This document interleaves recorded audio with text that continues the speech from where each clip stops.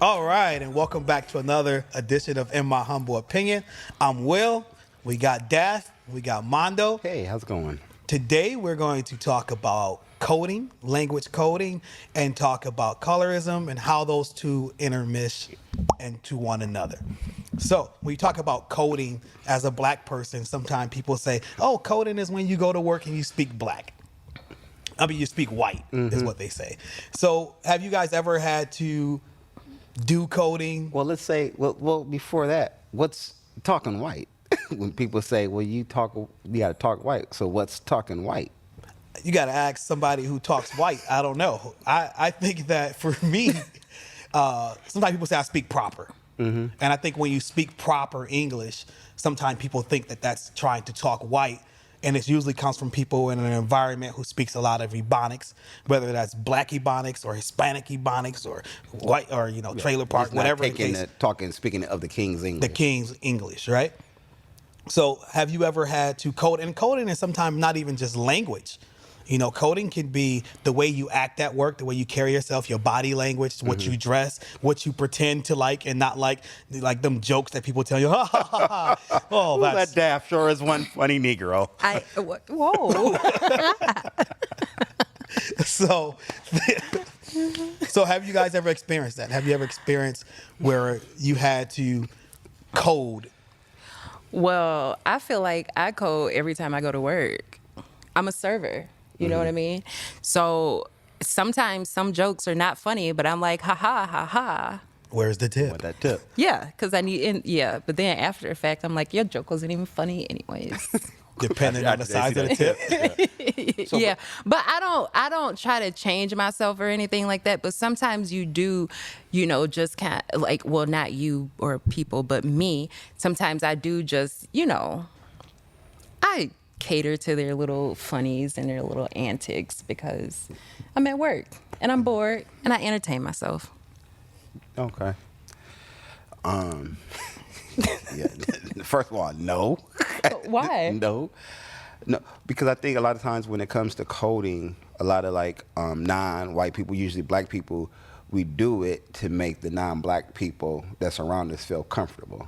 Right. But what I'm saying? I understand that, but it's just not black people and white people that I serve at work. You know what I'm saying? Yeah. For you, yeah. I mean, that makes sense.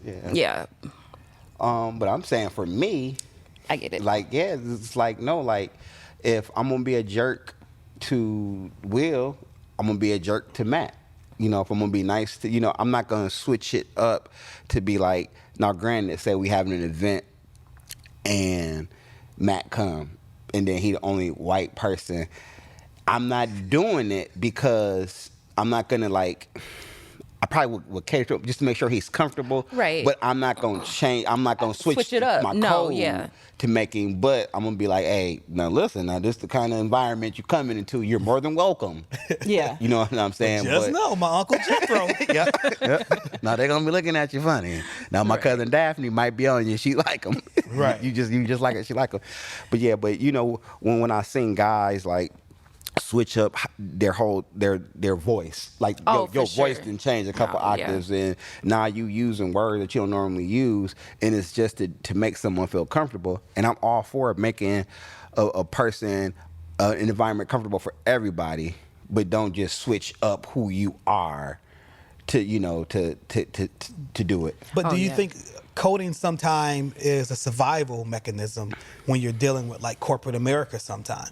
So what I mean by that is if you're sitting in a room and you can't relate to anybody in the room, right? or they can't relate to you. Let's put it that they can't relate to you, and then you're in that room, and they're like, you have that one, let's say that one black person who comes in, and they're like, "Hey, everybody, how's everybody doing? Everything's." So when they start coding, their voice usually goes up. It's more energetic. It's more perky. It's more welcoming, because sometimes being an African American and being the only African American, sometimes people are intimidated by that. Sometimes they feel like you being there by yourself is a sign of aggression, right? And so people are we assuming that that's what other people think, and then once we assume that, then we switch up who we are, because we just assume, oh, they're looking at me because I'm the only black person here. Well, I think that sometimes people don't feel comfortable with who they really are, and so they try to become what the environment and what the room dictates what they should be. Me myself, I know how there's a difference between coding and being professional. Exactly. Right. And I think sometimes people get that confused. I don't have to raise my voice like, "Oh my God, everything is good." I don't have to do that in order to get my point across or be a part of a conversation. My intellect by itself is enough that I don't feel like I have to code, but I know that there are certain mannerisms and words that may not go over well with the audience in which I'm trying to convey my point to. Yeah. But I mean, it's like, I remember from my job, this was some years ago, they would ask me to be around when they do the interviews, right? Because I was like the union steward, and I had some other kind of unheard seen responsibilities. So I was like, cool. So a young guy come in, black dude, well spoken, so. Oh, wait, let me stop you. Why is it that when a black person's in an environment, they want to say that they're well-spoken? No, let me finish. Or they speak well. No. This to my point. So he was well-spoken. He knew how to conduct himself in the interview. Because some people don't interview well because they don't know how to speak. They don't, have confidence, right? But the dude came to the interview on with some shorts and some doggone sandals and a T-shirt. So this is what I'm saying. Like, if you just would have put on some jeans and a shirt, so I'm like, you would have had the job because you could speak. Like, you knew how to answer questions. Because you think about it, and I know both of you guys have conducted interviews for jobs and stuff. Right. And some people, they just can't interview. They could probably be great workers, but sometimes it's that pressure of being in a room with people that don't look familiar and stuff. My feelings was hurt. I'm like, dude, like, really? Short sandals? You thought that was cool. I think some people feel like they have to switch it up anyways. Like, as a server, I'm just saying that that's just me, but in real life, like, just in general, I don't feel like I try to switch up anything for anybody. I always try to stay the same. It doesn't matter if it's an interview or if that's it's not. That's why you ain't got no man now, because you don't. Right, so I'm not to switch it up. You ain't switching it up. But I think that when I've been in, like, corporate events, there's been other African Americans there, and it's usually not a lot of us, but you can kind of tell when people's playing to that role. That, look at me, I ain't like them. Right. I'm gonna say it that way too. Yep. I ain't like them. And so they try to pronunciate a little bit different. Yeah. Their mannerism is a little bit different. Their conversation. The dialogue, everything is different. Yeah. And then when they come and talk to you, kind of like when you think about coding, they talk about Obama. Right. When when Golden State came to the White House, Obama walked in. He was talking. Hey, how's everybody doing? And then he was like, he shook the coach hand, the assistant coach, who was a white guy, and he shook his hand. Hey, how's it going? Congratulations. He walked up to Kevin Durant and he gave him the homie hug, and they dapped it up, and they must have did it was different, and the media took it and ran with it, and that's where they were like, oh, that's the code switch is that immediately when he saw Kevin Durant, his inner blackness was like homeboy to homeboy. We don't know if they had a relationship. They could be cool. Right. They could, because Obama played ball. Right. He could have played ball with Obama before. But do you think that coding is always bad? No.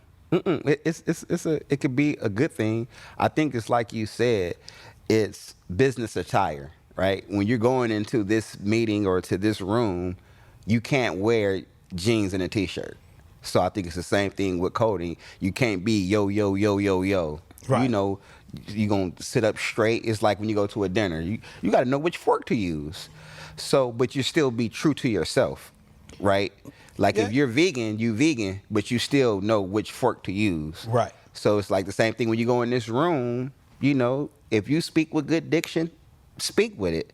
But you just get, you know, me and my boy Will and Dav, you know, we doing the podcast thing right now. You know what? I don't know We're not going to get that sponsorship, you know, but, you know, it's still a way to go. You know, I have some friends, Will and Daphne, we're doing this podcast. You know, I said the same thing, but it's just in that room, this is how you need to learn how to talk. But do you think that sometime when you're coding, like whether you're black or white, sometime it's okay for a non-white, a Caucasian male to be an a-hole, and that's just that's just how Matt is. Matt's an a-hole, right? But then the same way that if you go to your job and don't code and just be your asshole self, right? And then it's an issue. It's like, oh, you know, that's aggression, or you can't talk to people that way. There's an excuse for this person to be that way, but you're expected to fit into this coding box. When you come into this job, you should talk like this, you should walk like this, like your conversation should be different. So we're coding because if we don't, it can be seen differently than someone who's non-black, who's doing the exact same thing, who has the same mannerism as us, a-hole just like us, but it's always brushed off as what? Oh, that's just the way he is. Mm-hmm. Right. It's like, why do you have to be somebody else to find your own place in society? You know what I'm saying? Outside of your race, you have to be somebody completely different because people look at you and like, they're going to always assume, or they're going to always speculate, oh, this person is like somebody else, instead of you know, just looking at who you are. They want you to be somebody else. Let them. Huh? Because they're going to assume. Yeah. Right. You know, if you already had this perceived notion, did I say it right?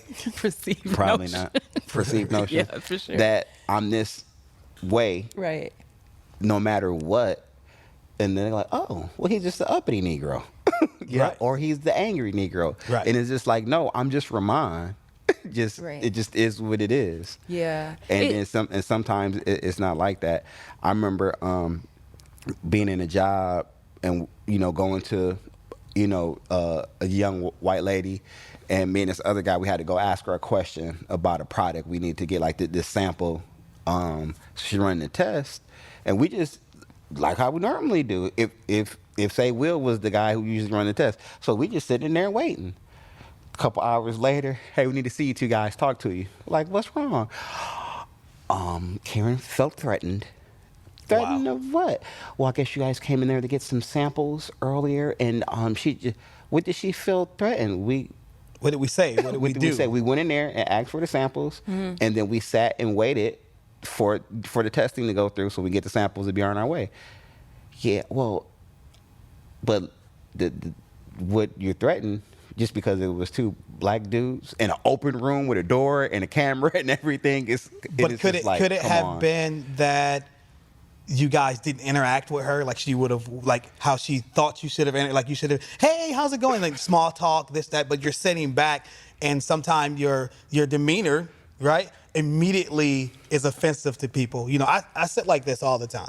This is just comfortable for me. Mm-hmm. And as I grew in management, I had to understand that this is like closing people off, and it's an authoritative type of a stance. And so that was a part of, I guess, for me, my coding of going to work and knowing that certain things just didn't go. And I talk with my hands a lot. Right. Or when I'm passionate about something, my voice is raised. Yeah. And it's not aggression, it's just that the passion. And sometimes that passion get mistaken for aggression, right? Oh, you're an angry Negro. Right. Just because that's the perception that they feel. Now, I've been in places where I'm the boss, and I'm not talking about like the manager, I'm the director. Right. And immediately I'm not seen as the director. I'm in a room full, it's me and probably a white woman and two white men, and they all work for me. Like, I'm their boss's boss. Yeah. But the perception when they walk in Hey, buddy, you forgot your mop. and see me immediately, because I don't say anything, I just sit, and I like to watch people. So I sit and watch how you interact and how you think I am.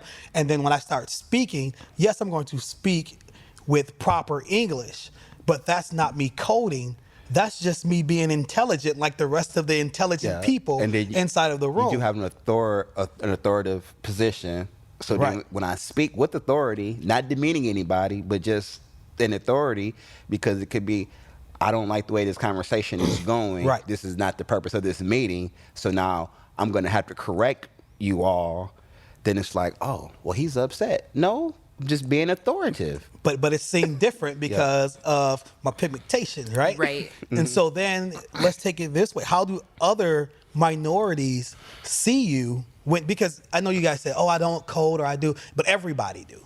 Everybody do in some form, in some fashion. It's a survival skill, like we're sitting here now and there's certain things that we can't say on this podcast because we're recording that right now. So that's why we don't use a lot of profanity, right? Well, I don't use a lot of profanity anyway, unlike some people I know. I curse. I do. So But How I do get you what think- you're saying with the coding, and I think when I think of coding and the way we're using it in this conversation is that you, like I said, dress for the room, right.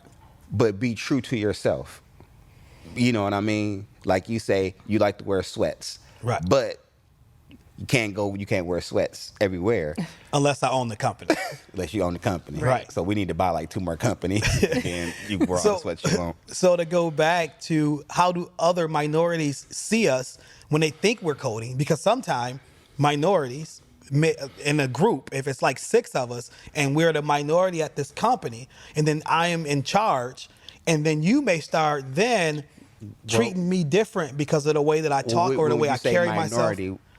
Talking about black people. Okay, well, just say that. Okay. Because I don't know if you're talking about disabled people or white women and our Latino friends. There are disabled black people, Mondo. Yeah, but I'm just saying because when you use that's why I don't use the word minority. Okay. Because it's such a vague word. Black people. Okay, let's say that. So I when can you're- understand where we're going when here. When you're in a position of authority, and it's not that many of you black people there, and the way that you conduct yourself as a black person, Mondo, in this environment, they may see it as if your coding is against who you truly are, and now you're no longer one of us, right? Because the way that you talk and conduct yourself in meetings, the way that you act around the office, the way that you interact with non-black people, Mondo. Have any one of you ever seen that or been a part of that from either the high point or the low point? You go ahead. I didn't know if you wanted to say something. I think that when you're in a room with other people of color, black people, minorities, whatever you all want to call them, and other people just in general, when you're in a room and say it's like 6 other black people and then you're the other person and you talk a certain way and then the others don't, a lot of times people do feel like you're probably being fake or you're trying to portray something different because of either who's there or where you're trying to get yourself to or what you're trying to achieve or you're trying to be better than them. When in reality, if they don't really know you, they're only assuming, just like the other people who are assuming something about you who are of the other race. You know what I mean? So I just always try to stay true to myself. When I talk, I just say what I say. You know what I mean? It's going to come out however it's going to come out. If it comes out great. If it comes out bad, my bad. That's not how I meant to say it, but it came out. You know what I mean? So I think everybody should kind of stay true to themselves. I haven't really been in situations like that where I felt like, that I've known of where people have assumed things about me because of the way I talk, which they could have and they just haven't told me. I don't care, you know what I mean? Because I'm still going to stay true to myself. I don't feel like we should have to try to change who we are just to make somebody else feel better about who we are. But just because we don't have to, is it still expected in a work environment? It is expected in some sort of a way in a work environment, but you know how to conduct yourself at work. So go to work and conduct yourself. Yeah. Like, why do you why continue to try to keep changing who you are to please somebody else? Like, I don't have time for it. Yeah. I think you didn't say the exact word, but you said it. It's about relationships, right? So if we all, what is 5 of us black people, and was it 1 or 2? So 7 of us, 5, right? So 2 black people are new here today, right? Right. So if they don't know me or you or whoever, they can be like, well, dang, you know what I'm saying? He might act a little different. They might not know I'm just standoffish. Right. They might know, nope. Well, I noticed he was over there talking to the white guy, but he didn't talk to the 2 black people. But they might not know my job is to report to him, so I have to converse with him. You 2, our jobs ain't got nothing to do with each other. We just happen to be in the same building. And then it could be relationship. It could be, well, me and him started here together 8 years ago, so we didn't work our way up to get to where we're at. Rather, y'all just came in the door, and So it's just like coding, I just don't. it's just the environment. The environment, and it could just be like the dynamics. I just don't know People y'all. don't always know the dynamics behind the scene, and people's voice, I feel like, do change in certain situations, and some people do try to fake that life or fake whatever they're faking, and you can kind of tell that. But then sometimes some people are just genuine, and that's just how they are. But it's just it continues to be how people are always assuming things about other people and misinterpreting things, and it just leads to confusion. So I think coding is just so like with me, overrated with work. So in my department, it's 3 people. It's 3 of us, and we all 3 black. So I remember, like, our department head one day, he says, well, I can tell when such and such is something bothering because they'll get real passionate.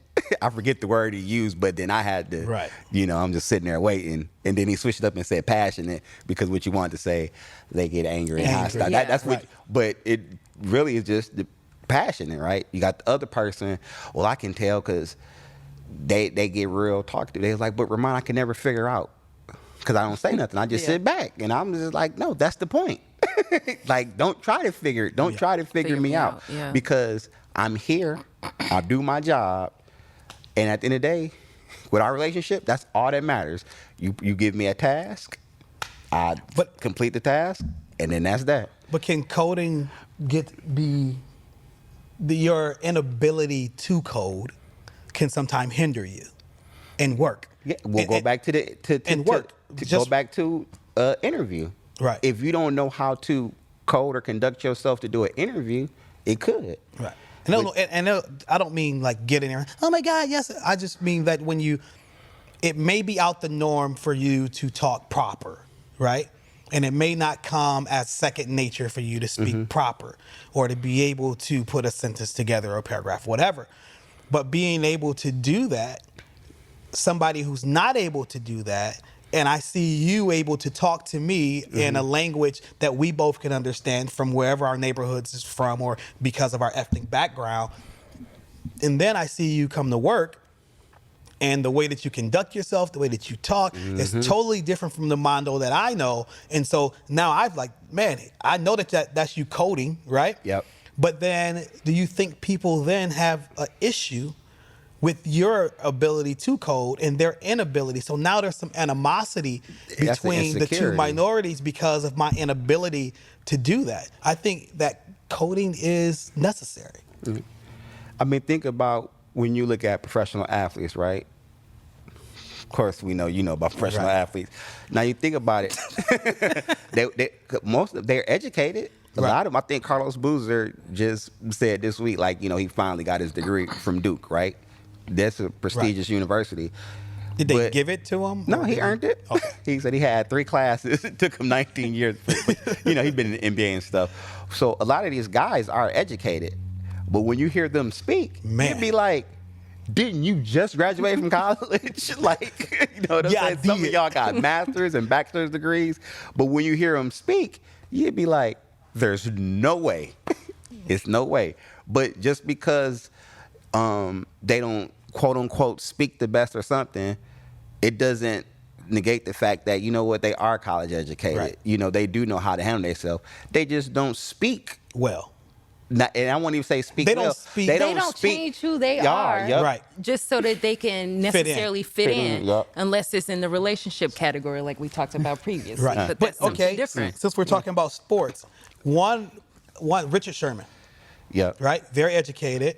I don't want to say well spoken. He's a good public speaker. Yep. Right. He's able to convey what his message is and get it across to a mass audience. Right. Then you have some who can't do that. Nope. Right. But they may have more education, like you said, than Richard Sherman. But it's just his ability, again, to code, right? And he may talk totally different in that locker room. Yeah. Is it really an ability to code, or is it an ability to be a great speaker? I think it's a little bit You know of what both. I mean? Some people are well spoken. Like I mean, a lot of times I just talk and I just talk the way I just talk. But then sometimes, like if I do a video or I talk about anything that's political or something like that, when I post those videos, a lot of people are like, "Oh, you're well spoken," and I'm like, "Okay, thanks, great," but that has not changed anything about me, because you might catch me on the street and you know what I'm saying. I might say anything. Catch me outside. How about that? Exactly. So I just feel like I haven't changed myself, and I wasn't coding anything. I just felt like I needed to make sure my words were clear so that you could understand what I'm trying to So, okay. I explain mean to cut to you off. Go ahead. So, when we talk about coding now, let's switch it around, right? I'm real professional, right, in this office, right? I'm super professional, and I'm like, hello. Hey, Daphne. William, great doing business with you. Don't call me William. Right. And then we on the block, I'm, Daph, Yeah. Braylock, what's popping? You know, or however y'all talk. Right? So is that coding too? Because now that, you know what I'm saying, now I'm trying to fit in when I'm in the streets. Yeah, and I think people do. And I think it goes even more when you talk about coding. Just take away from the workplace, let's go to the neighborhood. There are people who fall in love with the lifestyle of the inner city, right? They don't live in the inner city. They weren't born in the inner city. They got family in the inner city, so they visit the inner city. And then the whole mannerism of wherever they're from, Caledonia, East Kent, whatever the case is, when they come into the city, they begin to code to be able, in their eyes, to relate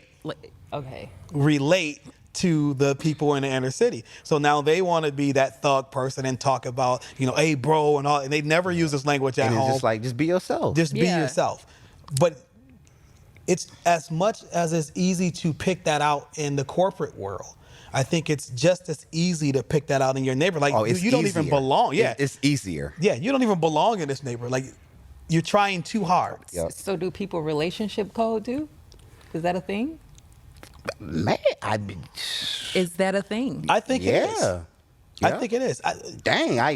Yeah. But sometimes it could be, I know, I can only speak for me. I think when you're in a relationship, sometimes that intimacy brings out something different in you, like communication wise. And so it may not be coding. It just may be, I don't expose the world to this side of me, this vulnerability side of me. Yeah, but why is it different? How? Because I'm not in love with the world, Daph. Yeah, I do think that when a person is in a relationship, like a real, like in love and a real being total vulnerable, that person, they don't code, because that person is going to get the real them, raw, tear down the wall. This is me at work. It's work. We just do these 8 hours together. You don't need to know. In the streets, it's just, I'm just here for a good time. But then when it comes to that relationship, that coding, because she knows how you act at work for the most part, because you called her on your break. She probably, could see how you interact with your homeboys, and then she gonna see the real you, because don't y'all women always say, you can take all that hard stuff out there with your homeboys? Yep. I ain't your friend, Earl. I ain't your friend, Earl. Right. Yeah. So is it? I guess. Don't I don't know what all women say. So don't women kind of welcome that coding of, if you want to be tough out there with LaShawn now. Don't be coming over here, Earl, with all that. Oh, What? No. Like I'm kind of confused.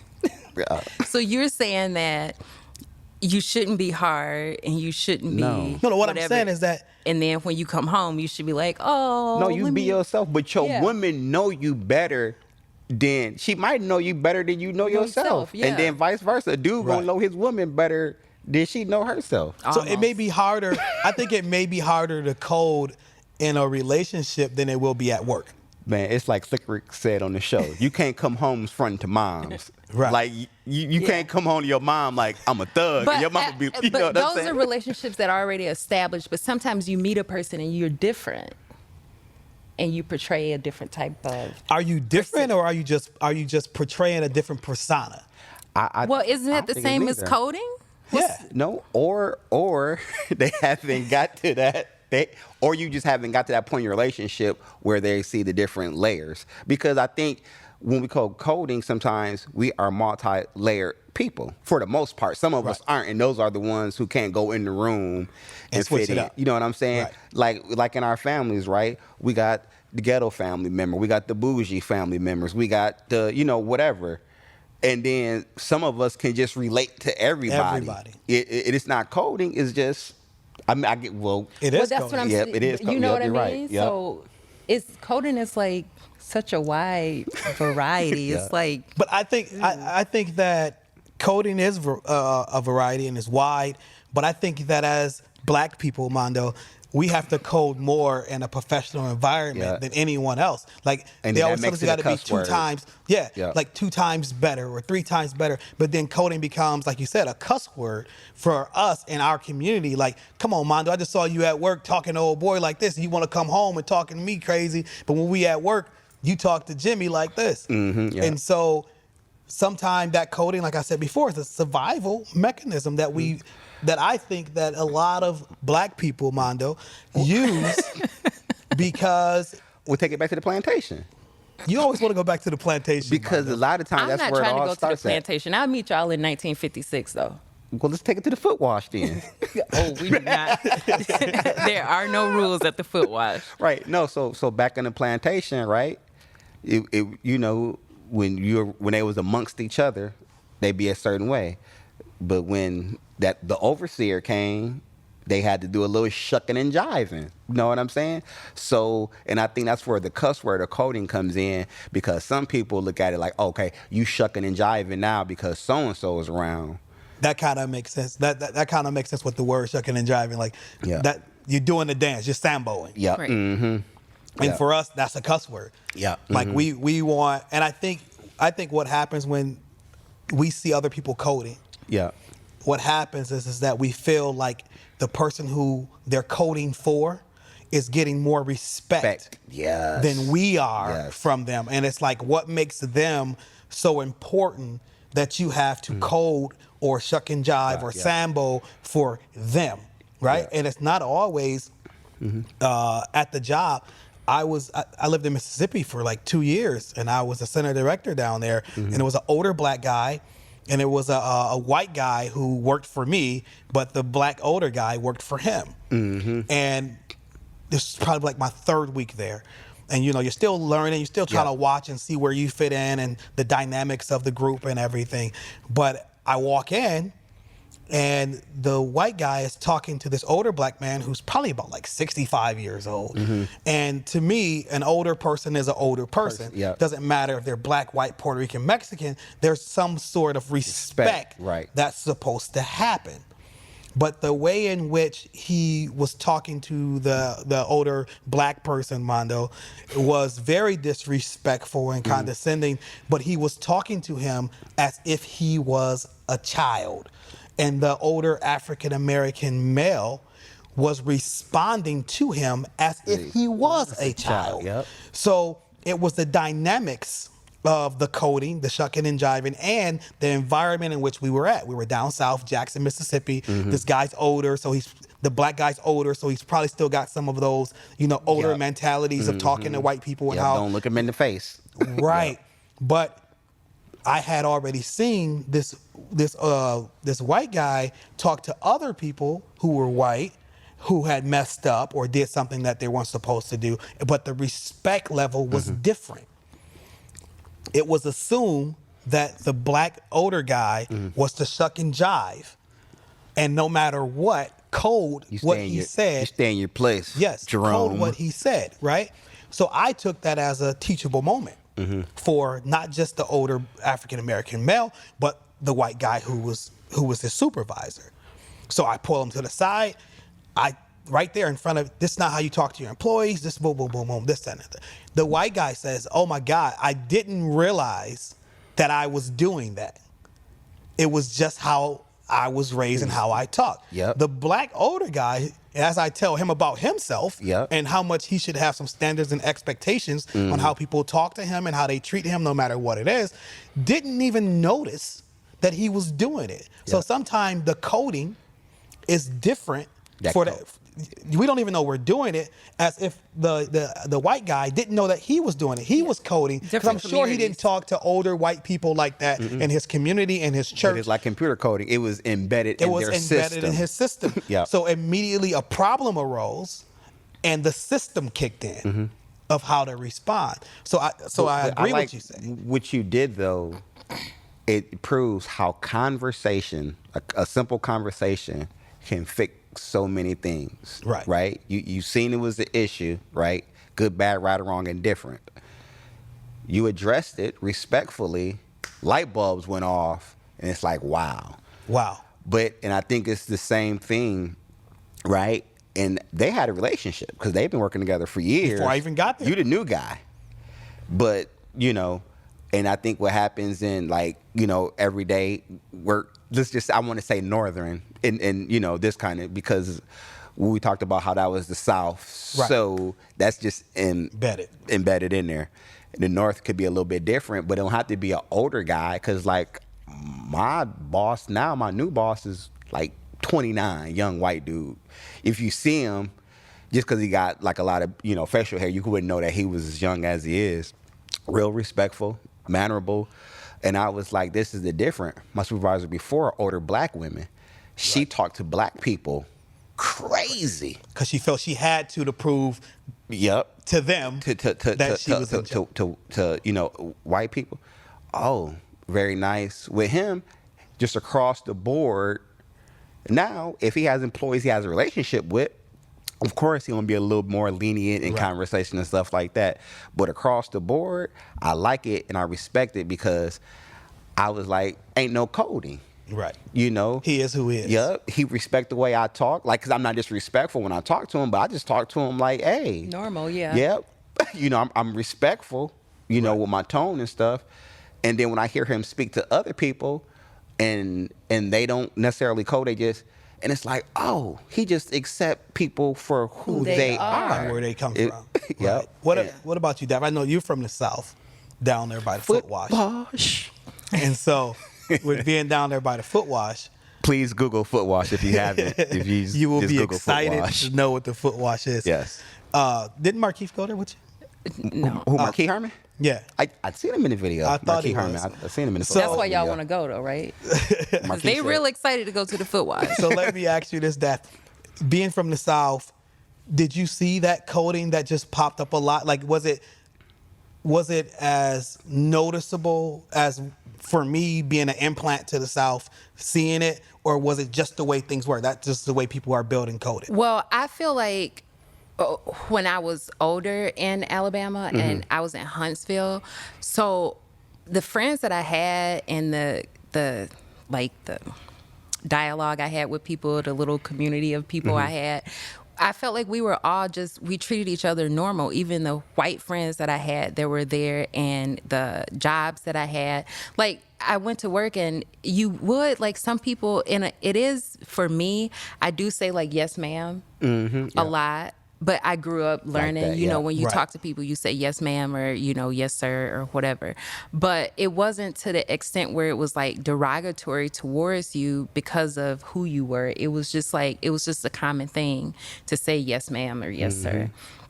So I don't feel like it was forced upon you. I just felt like it was just like a normal thing. So there was no difference in how people interacted because of who they were, where Or they come what from, color- or what no. color they were. No. I got a question, and I think this might kind of go into colorism a little bit too. We've all seen Not Do the Right Thing, School Days. Yeah. Yeah. Okay. So you going to a HBCU. Yeah. Now, was it a lot of with the colorism coding? So the majority of the people on campus, I'm assuming, were black, correct? Yeah. I would hope so. Yeah. So now, what was it coding even with that? Well, I think in some instances, especially if people like wanted to get into a certain organization or yeah. something like that, or somebody wanted to be a part of a certain group, you know, people would be like, oh, I'm like this, but they're really not like that, but they're like that because they want to portray that persona so that they could be a part of that certain organization, or they could be a part of that certain clique. 'Cause I'm a thug. Yeah. And you But come from a good home. even now when I send emails or I communicate with somebody on campus or like I call financial aid because I need that money. If you don't want to donate, let me know. But when I send emails or when I conversate with anybody, I still say like, Huh? yeah, have a conversation, have dialogue, talk, you know, whatever. Converse. Conversate. Listen, you gonna let me tell my story or not? No, okay, Yeah. go ahead. We're Okay. coding here. So when when I talk to people on campus, I still say like I'll email like yes ma'am, or I say yes ma'am or something like that. Only because it is a Southern thing and I do want to show respect, you know. And I do feel like sometimes a lot of women of color do expect you to say that yes ma'am to them, especially in the South, because they feel like if you're not saying it, that you're not respecting them. Yeah. So think about, and this just popped in my head. Oh Lord. More women than men, I feel like, because if you say yes my sir, aunts, my aunt Sissy. Yeah. If you don't say yes ma'am, no ma'am, Yeah. we was growing up. Oh, Just Yeah. popped. What? So why is it that, like, say for those who have been in trouble before, Mondo, immediately when you're into the authority, a person of authority walks in and you're in trouble, the guy who always is sitting up there, F this, F that, yes sir, yes ma'am, like that coding like kicks in, and it's like you just said 92 cuss words to the baby. Yeah. And now all of a sudden the cops are here and it's yes sir, no sir.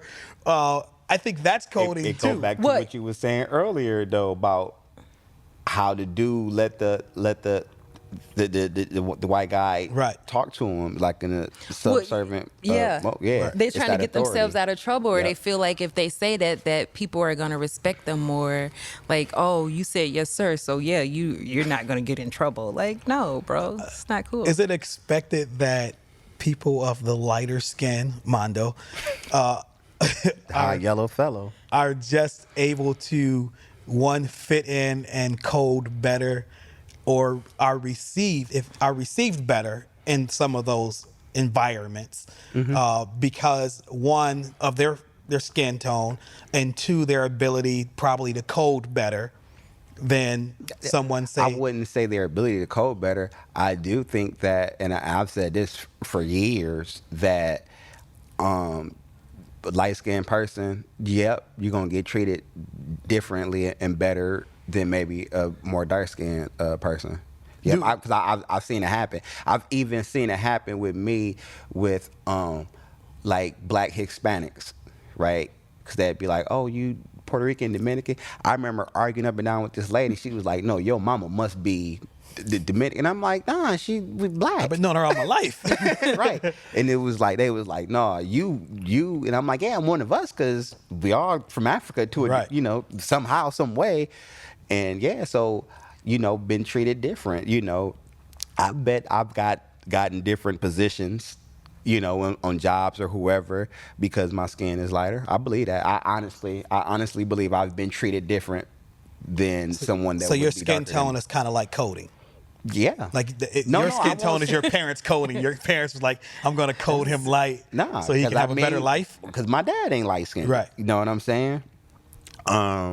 But yeah. But is it- and I do think that I do know how to speak and carry myself a certain way too. Right. So So then it it helps. helps. It helps. Because So I always say if I get in the room, I'm good. Just get me in the room. Just get me in the room. And I think that I can code once Right. I'm in the room, but I do think that my lighter skin sometimes part. has gotten me in the room. So do you all think that here, especially like in Grand Rapids, a lot of people, friendships are very diverse?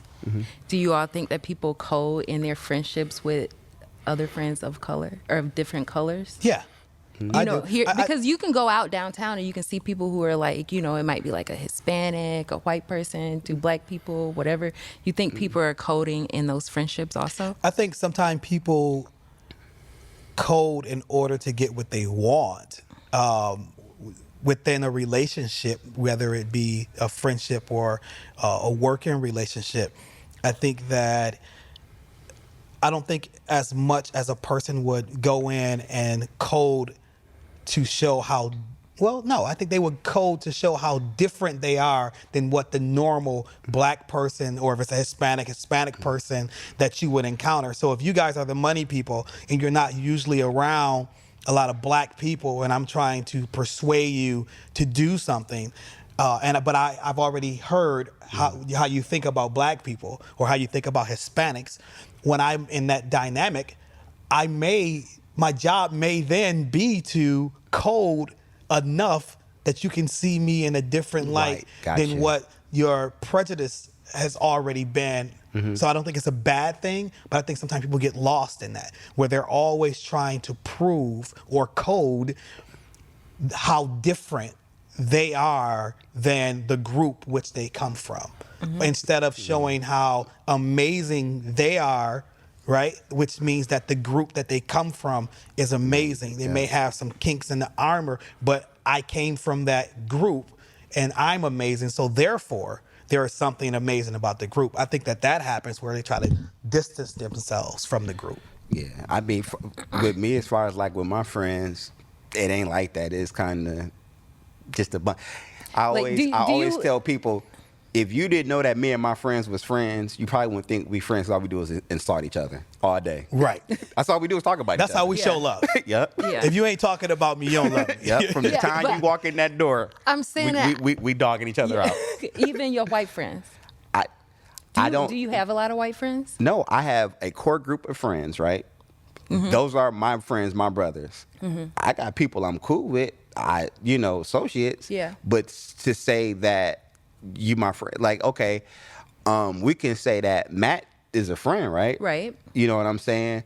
So when I come in, I speak to Matt just like I speak to y'all. It ain't no different. I don't switch Matt it up. gets it just like anybody else gets it. So this is what I'm saying. Now, like I said before in the beginning of the show, if I invited him somewhere, I could be like, now listen, now, Right. like, okay, just like talk about my friends, right? I was like, now look, all we do is code. talk. But even remember when y'all came that day, it was my white friend Doug was there, right? Yeah.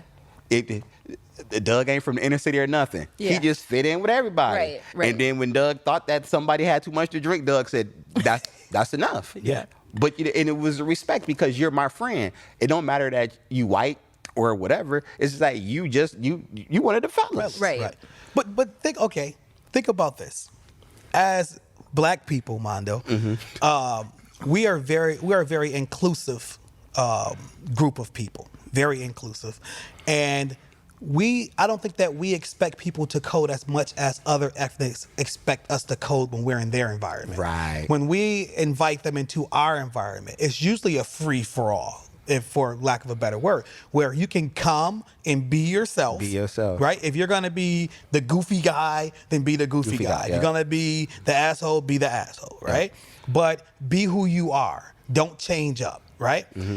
But a lot of times when we go to different environments, we're expected to code in that environment. We don't always have people code when they come into our environment. You think about, we welcome everybody. And that's my thing. It's like, why do I have to switch up or the code to make you feel comfortable? But then when I go to your place, it's just like, hey, you get a beer and sit down somewhere. And until somebody speak to you. Yep. It just, just like, hey, if your family's hospitable, they're just going to be hospitable. Right. If they just not really talkative or whatever, it just is what it is. But it's just like, my thing is, don't break your neck and go out your way to make me feel a certain kind of way if that's not you. Right. Because I'm going to see right through it. Yeah. Right. So I think that we are expected to code more than others, but we don't expect others to code with us. We want the authentic person.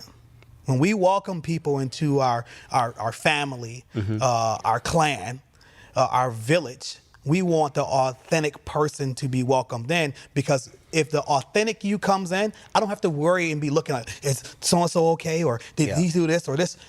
I don't have to worry if I'm making you comfortable, because you're yourself. Either they're going to like you or they're not. And that's why the black church is so open to non-traditional lifestyles. Right. Because it's just like, it is what it is. Just like, yep, just come on in. God gonna judge you later. Yeah, like, so it's just like, like, oh, I'm out here fornicating. Yeah. You out here doing this. A sin is a sin. You just don't wear yours on your sleeve. Yeah, we're going to talk about you regardless. Right. But we all family, so come on in. And so I like this topic only because it just showed the different dynamics of coding in different aspects of your life, whether it's relationship, in your neighborhood, at work, and how we all code, and how sometimes we don't even know that we're coding. Mm-hmm. Someone else may pick out that we're coding and bring it to our attention. Coding can be good and it can be bad. Yeah.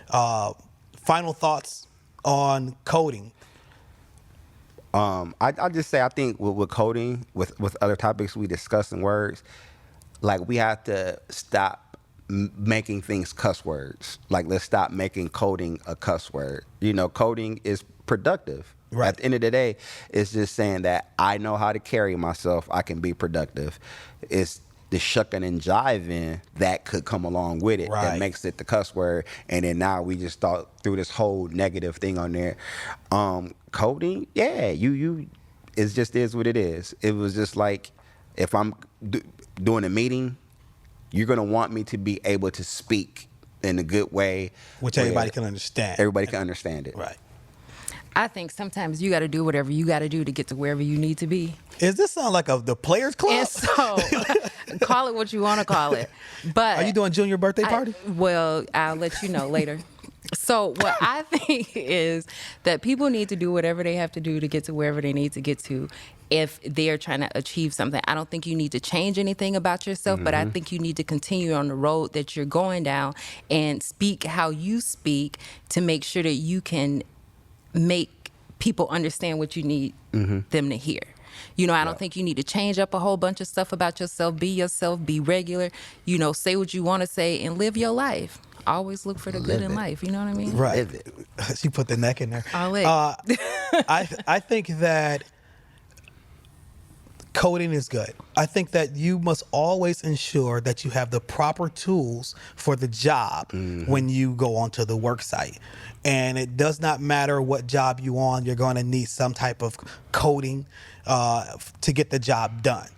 As long as you're using the right code and you don't lose yourself in coding, then you should have that in your, as I always talk about the toolbox, you should have it in your toolbox, because you don't want to get to a work site and need this code and you don't have it. Ain't no toolboxes at the party if y'all come in a junior party. Yeah, it is. Yes, it is. Because you got your it's a suitcase. You got your wardrobe. This has been another edition of In My Humble Opinion. I'm Will. That's Mondo. This is Daft. Keep those opinions humble. And we out.